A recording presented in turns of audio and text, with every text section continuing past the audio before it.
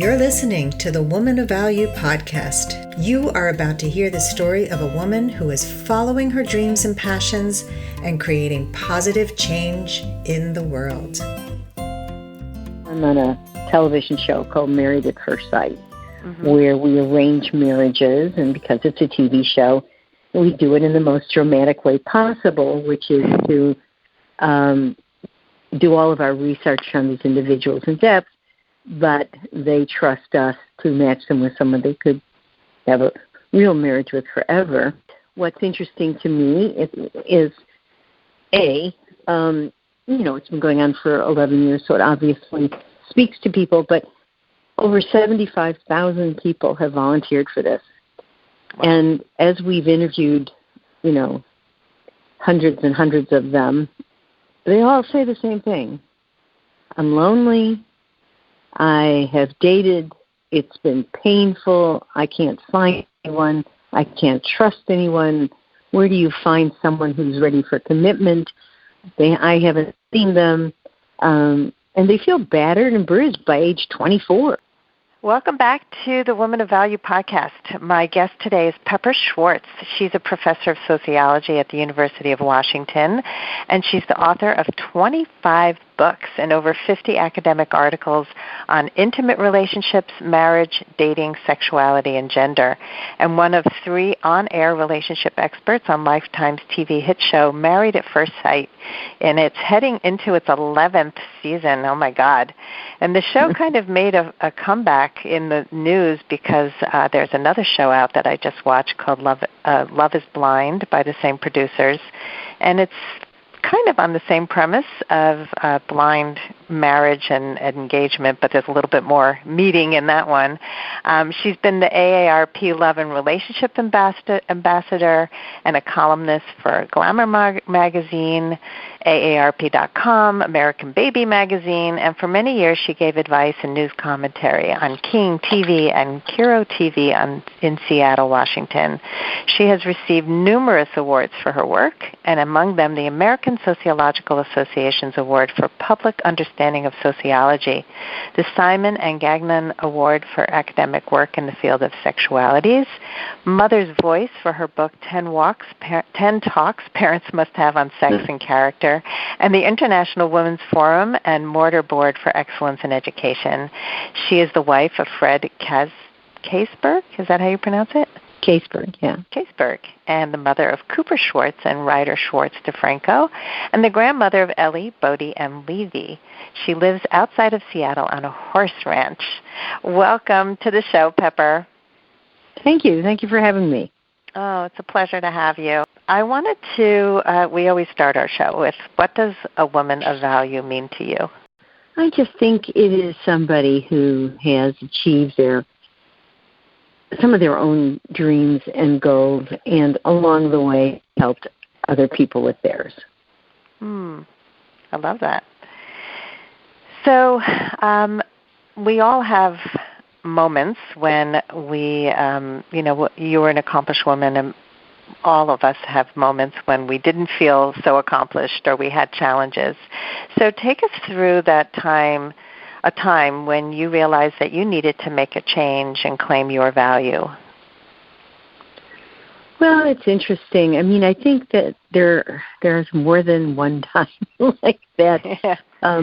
Many years ago, I was actually writing for the New York Times, occasionally in the style section, and I had a really brutal editor.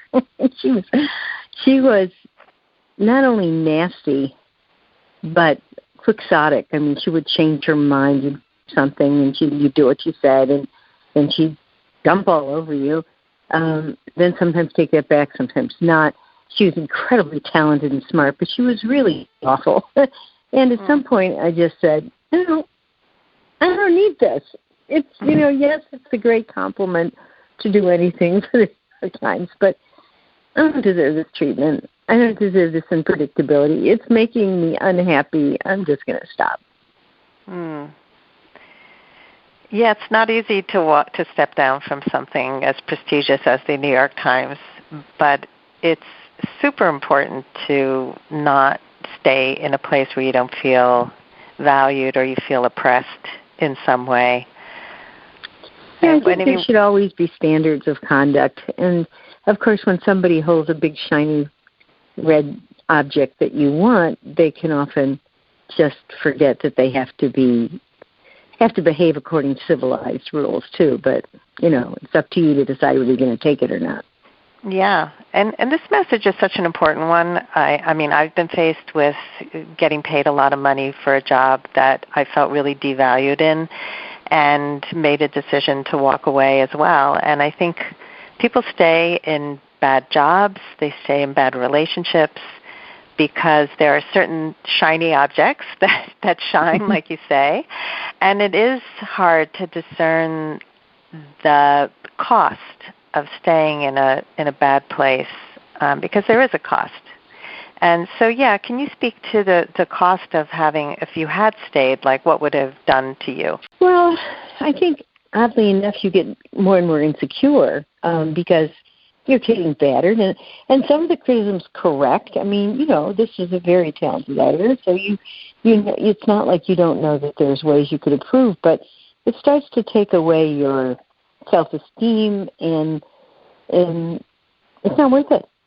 So it's kind of like, it's undermining you. Even if the ultimate product is better for the input, your sense of self, your ability to learn, your sense of strength starts to be diminished, and that's dangerous for the long run.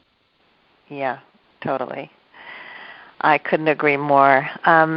I wanted to bring up something totally unrelated to this, but it related to you as a woman and how I've viewed you without knowing you, because we are Facebook friends, and I've been following you for a long time. And one of the things that really struck me about your values, like your values come through, and I wanted to let you know as an outsider, in many, many different occasions, I have seen you step up as a woman of value. And one was where you talked about an episode of Married at First Sight with diabetes, and you were very careful to not offend people, and you gave more information on diabetes. I don't remember the exact circumstance. Do you want to talk about that one a little bit?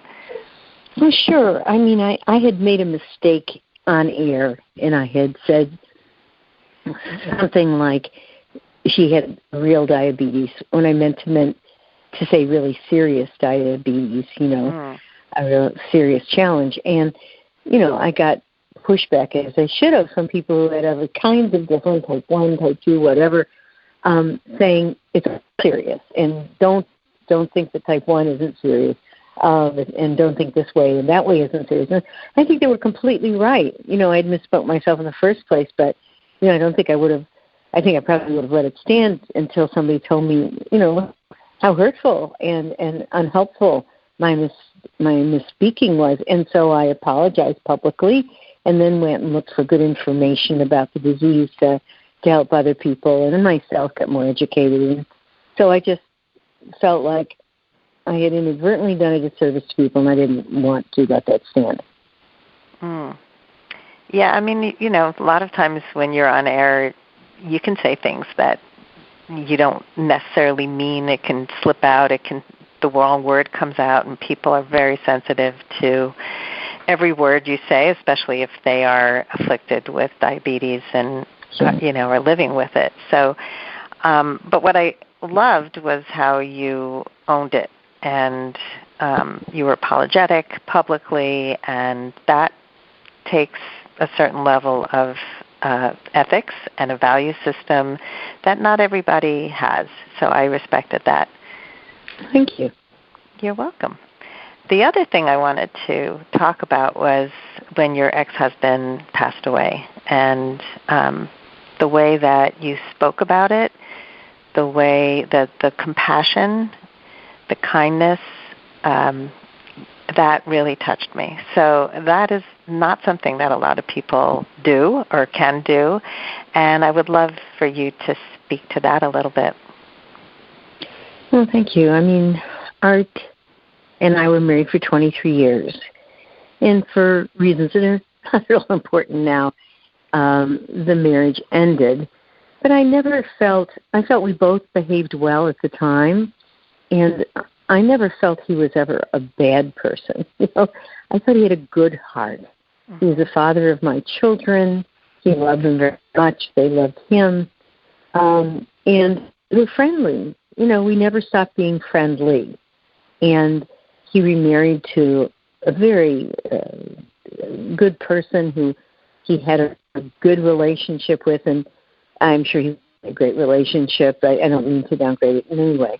And then he went through a series of health issues that I certainly commiserated with him at the time, but they were all mechanical, all kinds of operations on his feet and his hands and his back and you name it, and all in service of living a long and good life. And then he gets this dread disease, ALS, which, it's a horrible disease.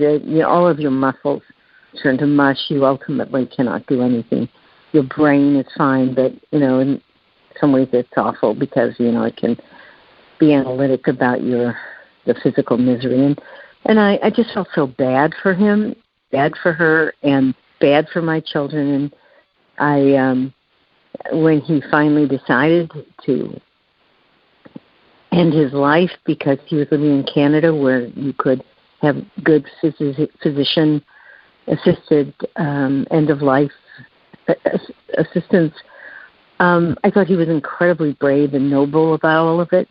His advice, we had a very good conversation before he went. And very, very gracious.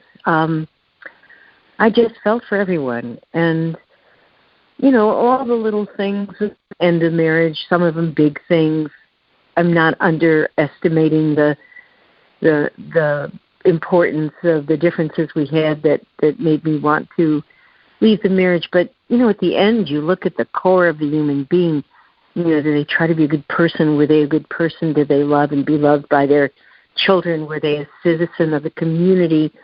I always described art as the happy warrior who railed against various injustices of art and architecture and citizenship and, Mr. Hundreds and hundreds of blogs. And, he was a good human being living on this earth. And I wanted to express that to the world. I mean, I think sometimes people feel that the end of a marriage has to dissolve into recriminations, and what's the good of that? The bottom line is that we're all humans trying to survive in our own way, and sometimes there are tragic ends to this, and I wanted to honor him for myself, for the 23-year marriage, for what he and who he was, for my children. I mean, I honestly felt a good deal of anguish for what he had to go through. Yeah. And I think that ability to feel the compassion in spite of differences is huge. I think that so many people hold on to anger and lack the ability to forgive when a relationship ends.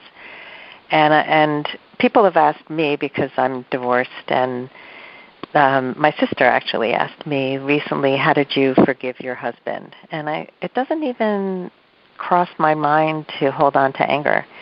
Because like you, I don't believe he's a bad person. I think we were mismatched. I think that he's happier with the woman he's with now. I'm happier without him.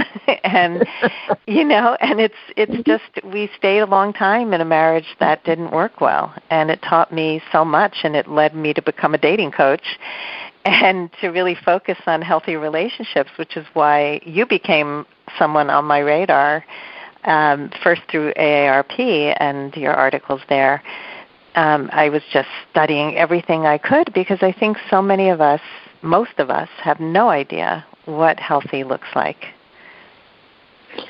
Well, it's not easy, I mean, putting together a good relationship requires so much of one. First of all, it requires personal insight. If you can't acknowledge your own part of these things, if you can't acknowledge your own stuff, and work to make it better, how can you move forward? You'll just do the same thing with anybody else.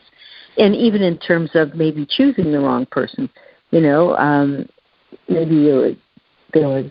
wasn't a terrible marriage, but it wasn't one where your strengths were enhanced and your weaknesses modified. Yeah.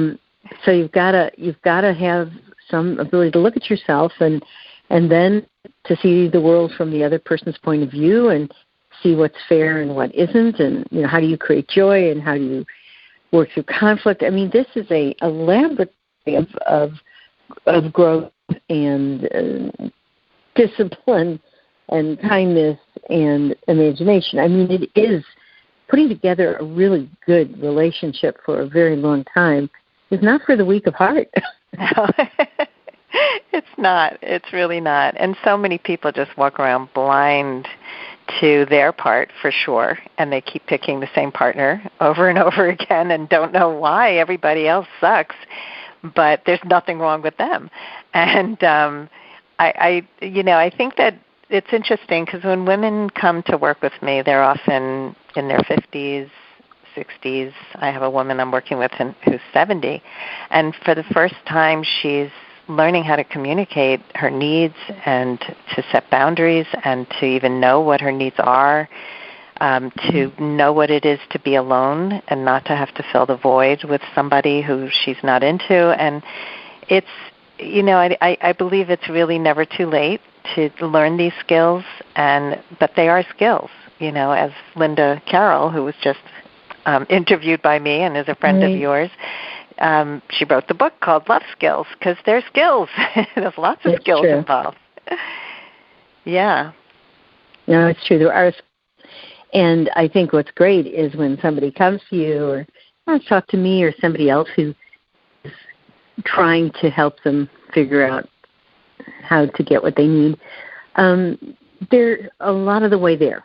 Because just saying, I don't get it, I don't know what I want, or I don't know what I deserve, or something must be working because what I want isn't getting any closer. I mean, I admire those people. It is brave to A, take a look at yourself more closely, and B, just take the time, to prioritize it to the point where you're spending your time and often your money to really get insight and to change what you need to change, at least modify it, understand where your challenges are.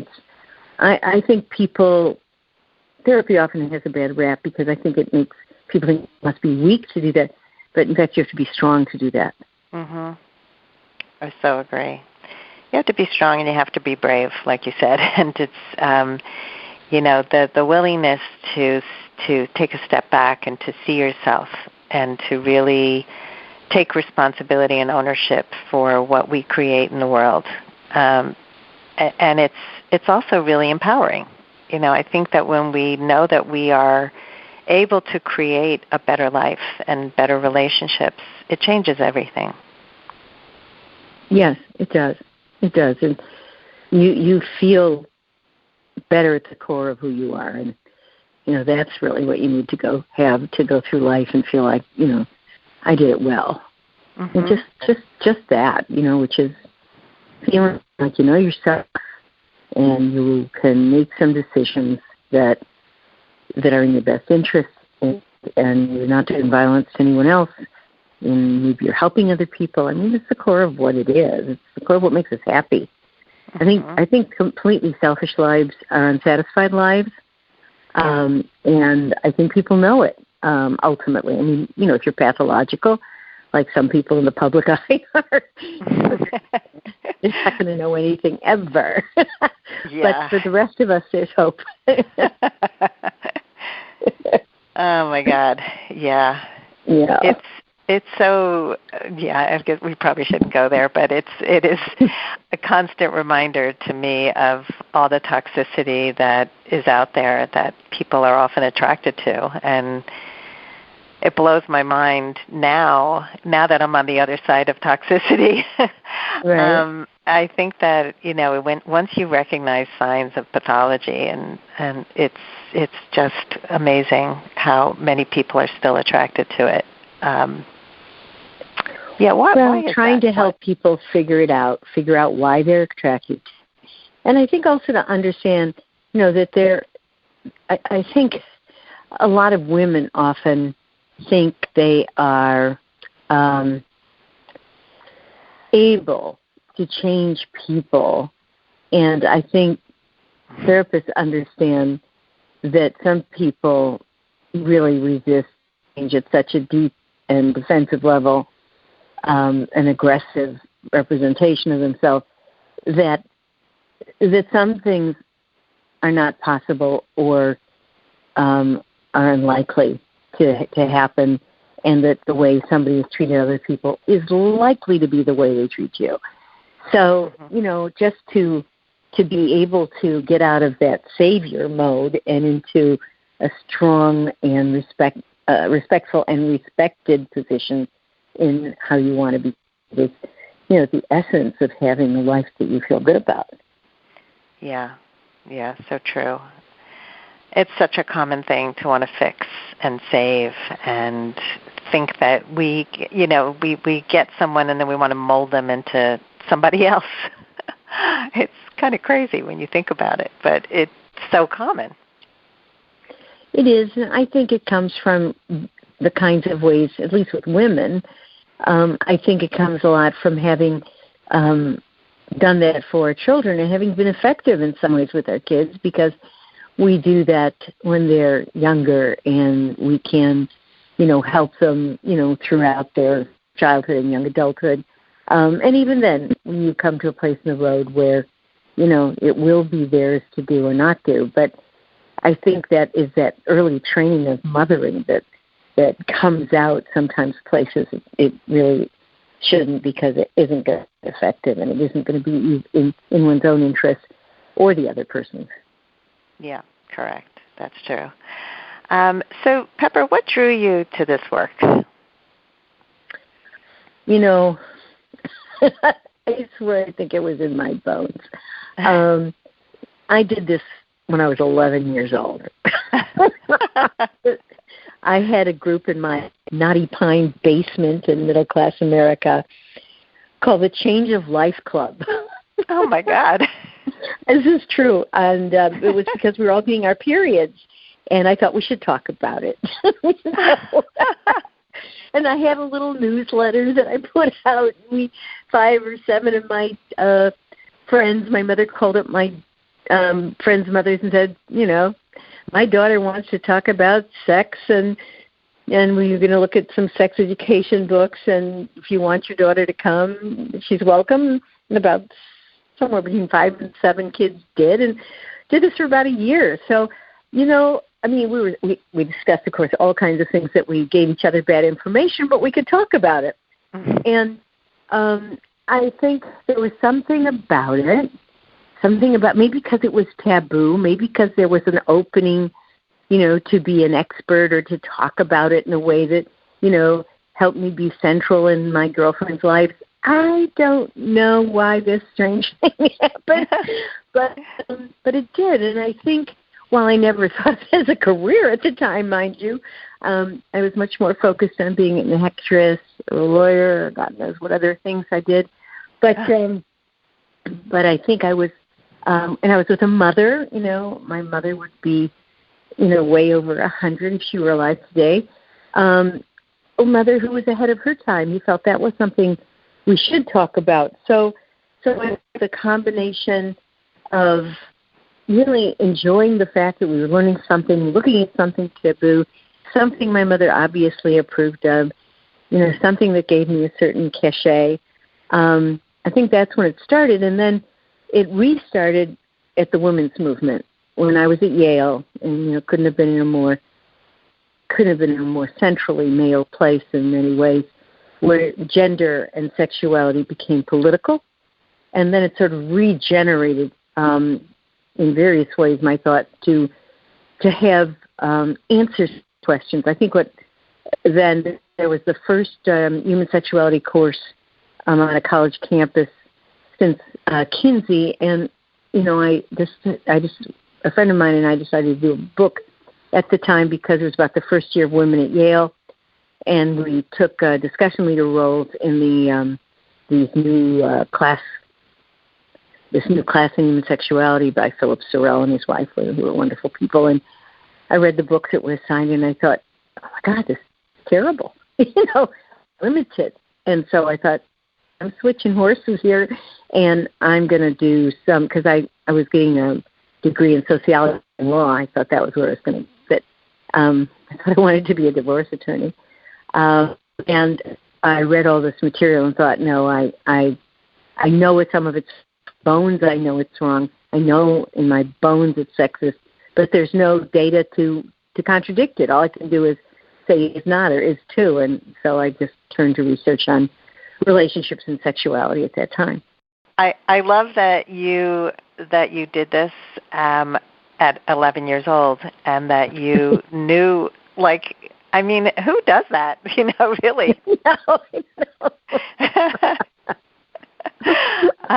But also that you followed the breadcrumbs to the career that you have today. I think, tuning into your intuition, really feeling into it.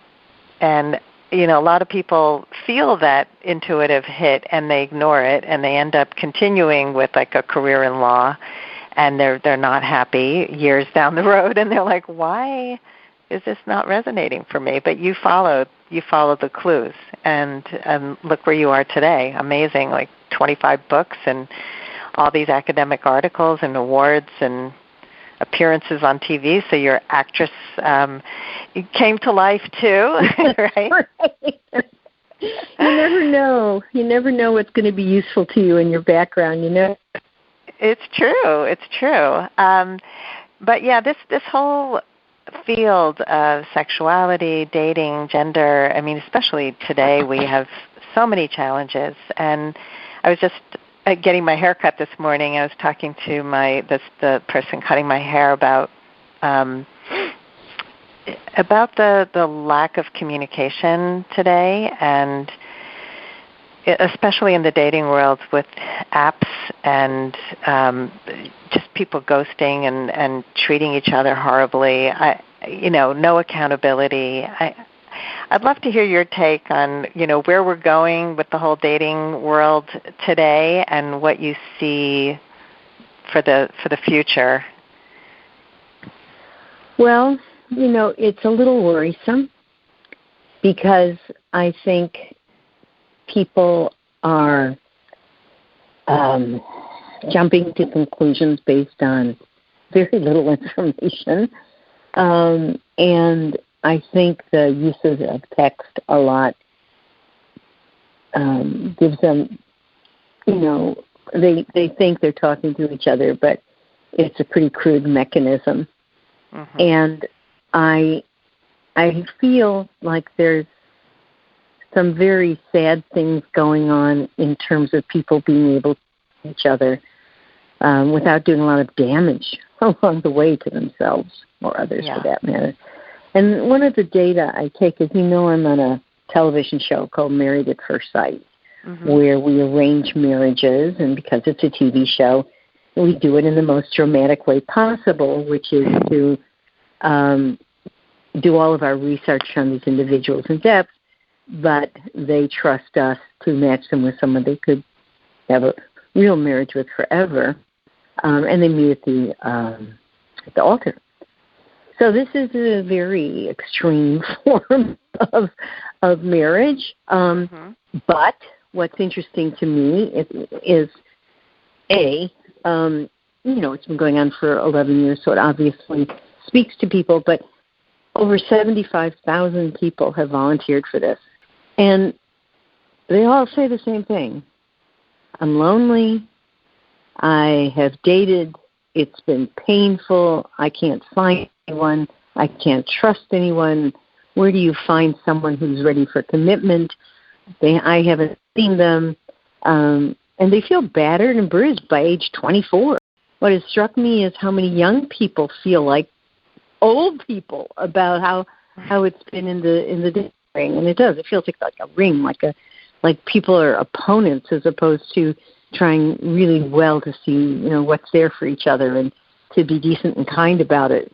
I think the technology has allowed people to be so unkind, things they would never do face-to-face, things they would not say that way. And so by the time they even have a face-to-face meeting, there's been some stuff said and done. And then because they feel fungible and other people think they are, they they often go through people without, like a 20-minute coffee, and that's it. They don't get to know anything more. So I think it's very hard on people. And the good news is that the tech world, all of the dating sites really let you find other people you would not find otherwise. I think it's terrific that way. It does connect people. But the level of civility and kindness and in-depth ways to get to know somebody has retracted enormously.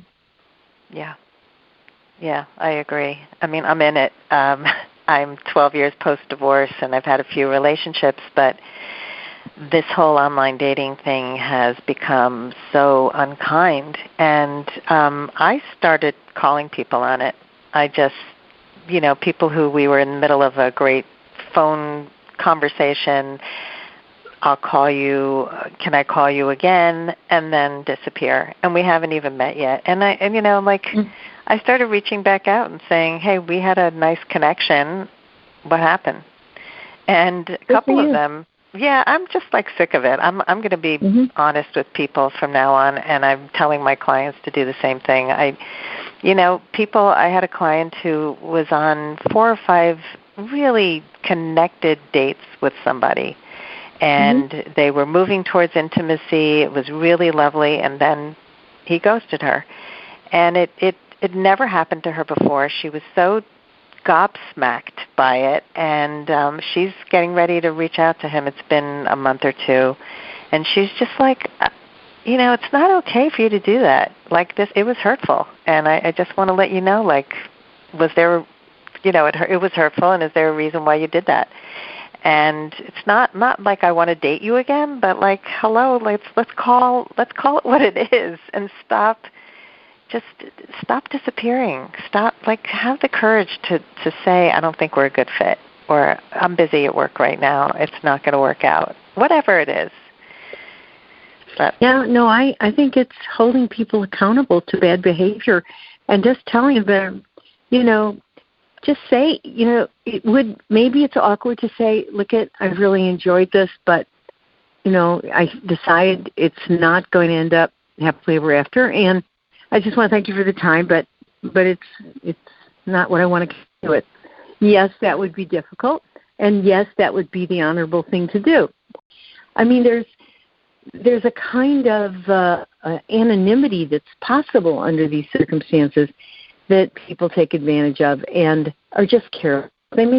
They just don't think about what it feels like to somebody who's been that way. I did online dating as well, and I also actually I met my husband that way, so I'm not going to say that it's all bad, of course. Yeah. But I do remember a guy that I really did well with, and I called him back and I said, what happened? I thought you and I had a good connection. And he said, well, we really did. And he was embarrassed. And he said, but, I decided I wanted someone much younger. And so I just concentrated in the other direction. And I said, well, thanks for the, and I really did. I didn't punish him for saying you wanted someone younger. I just said, thank you for being honest, and thank you for letting me know, and no problem. And he and I've actually had a kind of a on and off nice acquaintanceship. We run not in the same circles, but occasionally overlapping one, and it's fine now. But I deserved that answer, and he deserved that moment of awkwardness. It's like, come on, be a human being and do the right thing. Yeah, and I think I love that you called him on it and that he admitted it. And I was once part of a panel of dating experts in a room of 200 singles, and one of my clients was in the audience, and she asked the question, why do so many men say they're going to call you after a first date and then they don't do it? And she goes, actually, one of the guys who did that to me is here in the audience, and I don't want to, I don't want to embarrass him. He doesn't have to stand up and tell us why he did it, but I'm curious. And he got up. It was shocking. And he said, I was taught that I should be polite, and so that's the polite thing to say. And all the women were saying, it's really not. You don't have to say, I'll call you. You can just say, I had a really nice time. Don't make But the I false think he's promise. right. I think that's what a lot of people think that it's the right thing to say. Yeah. I think what it is, it's the easy thing to say. Yeah. It's the cowardly easy thing to say. Right. Yeah, it would be nice if we were all honest and open and transparent and accountable. We'll create that world. But just by saying that, I mean, he helped a lot of people, because people need to know that when somebody does drop them or ghost them, more often it's just out of a lack of bravery. It's not a total vote about who they were or even who they were in that relationship.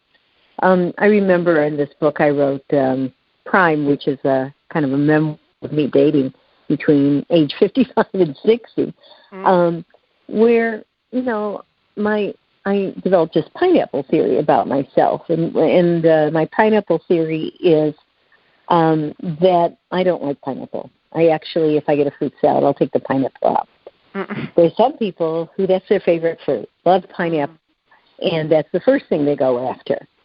So it's not what the pineapple is. The pineapple is just a fruit. Some people like it, some people don't. It's not bad because some people don't like it. It's just taste. And that's the way I think people have to think about themselves. You know, you're a pineapple. Some people are going to like it, some people aren't, but, you know, a pineapple's a perfectly good fruit, and you're a perfectly good person. I like it. I think that people take a lot of things as rejection when it's not, especially if you haven't met, if you've only been on one date. I mean, right. People don't even know you yet, and they don't know you enough to reject you. But it's usually not at all personal. It's just different taste, and we all can have different taste. I love it. I wanted to just bring up something that was interesting. When I Googled you, one of the first things that came up was your height. And so there's been a lot written about how you're a small person, but you have a large presence. So how do you handle comments about your height, and, you know, how has it affected your life? It is so funny, because I am very small and I never think about it.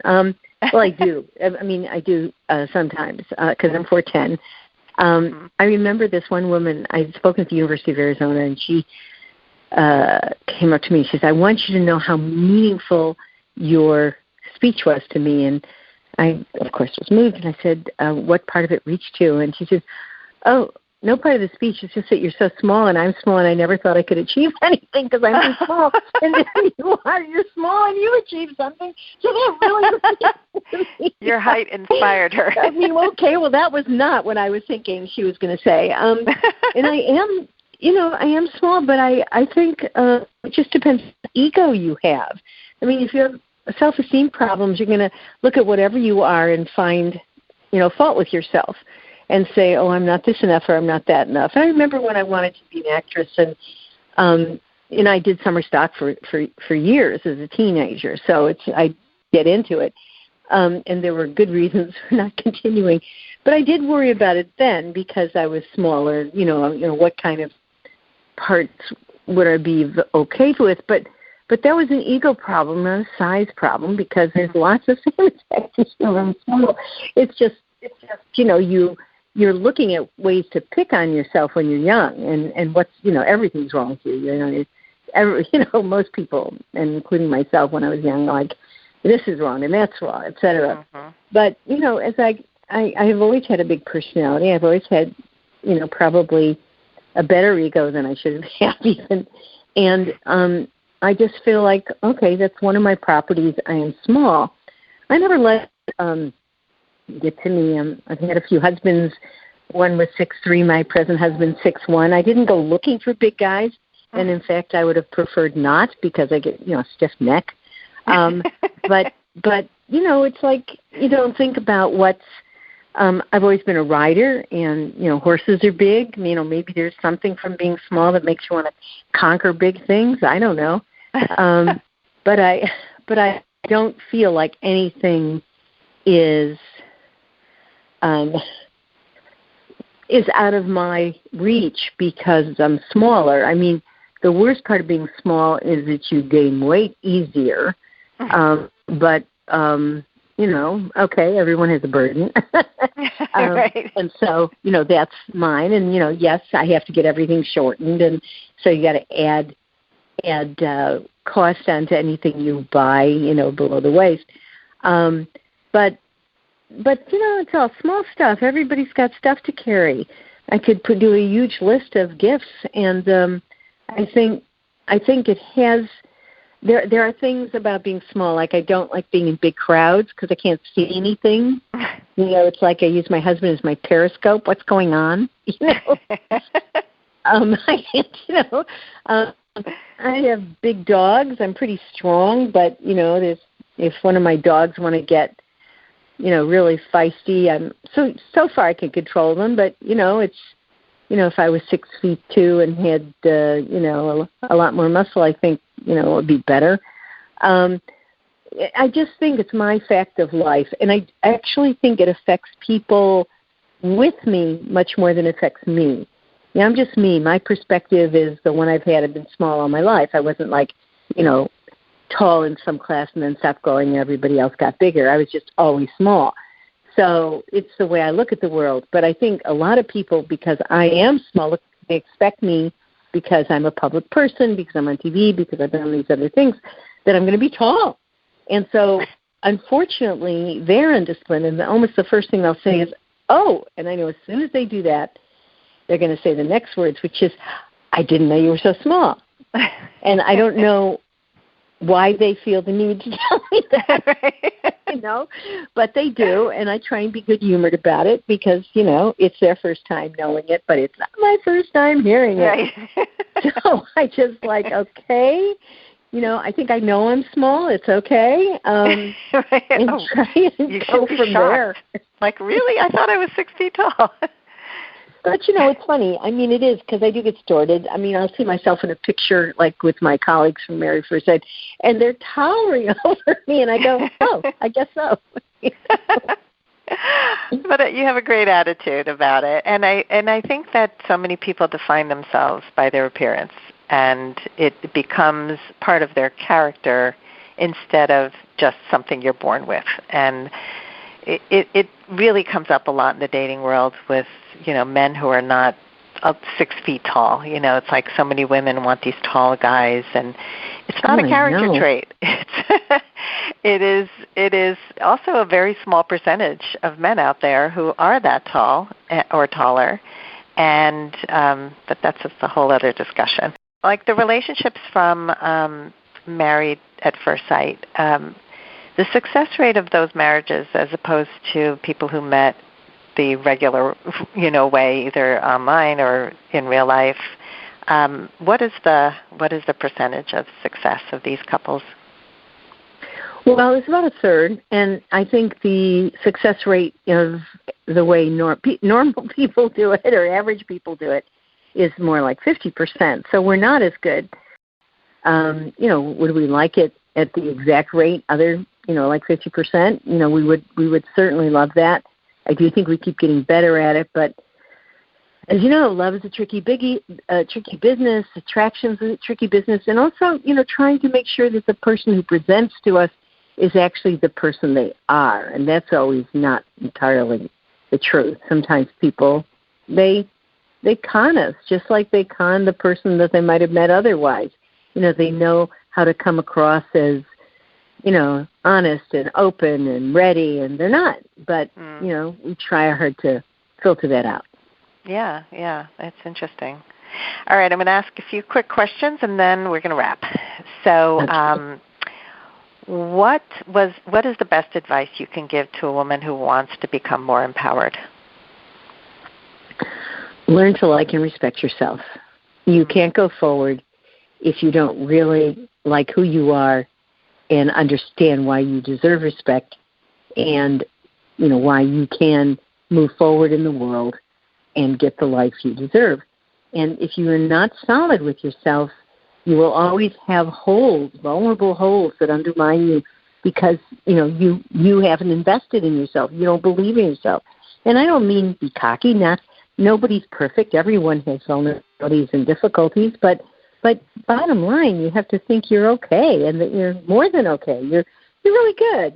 You can take on a lot of the world, or at least you can create a program and a direction that'll get you where you want to go. You've got to have that belief. If you don't, you have to train yourself more until you're ready to conquer whatever it is that's in front of you that you need to conquer.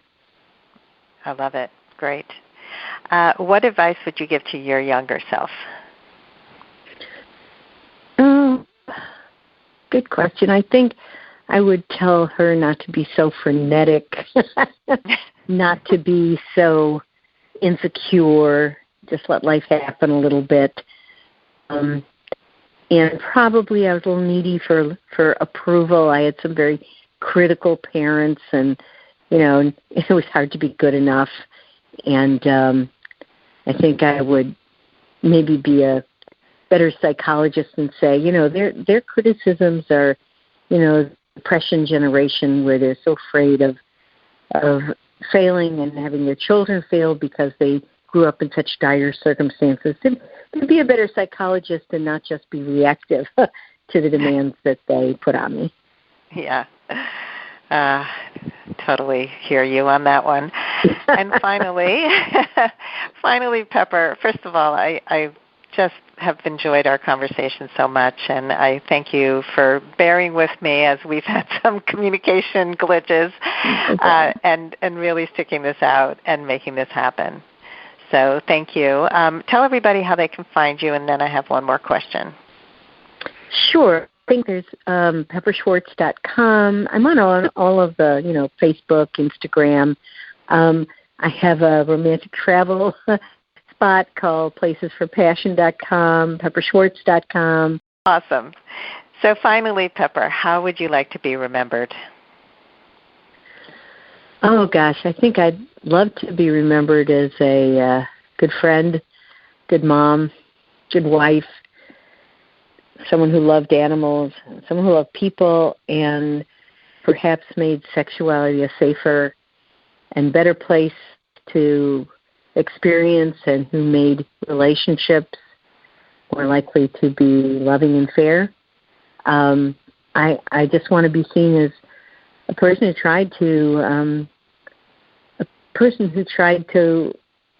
live up to my own expectations, hold myself accountable, and brought, love and kindness into people's life, and sometimes, maybe some knowledge. I'm a university professor as well, and through the TV show or through my classes, I want people to know more about themselves and their relationships, and hopefully I have added knowledge that meant something to them in their lives.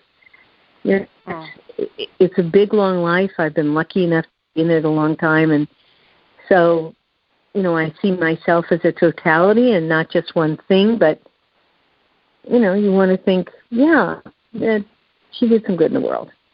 Oh, well, you have created an incredible legacy already, and I so appreciate you being here to share your wisdom with us. If you would like to step more fully into your value, grab a free copy of The Ultimate Guide to Becoming a Woman of Value on my website, thewomanofvalue.com. Just click the link at the top of the homepage. And if you haven't already done so, be sure to click the subscribe button in your listening app. And if there's something in this episode that inspired you, please share it with others, because the more we share these inspirational stories, the more women of value we will have in this world. I'll see you next time.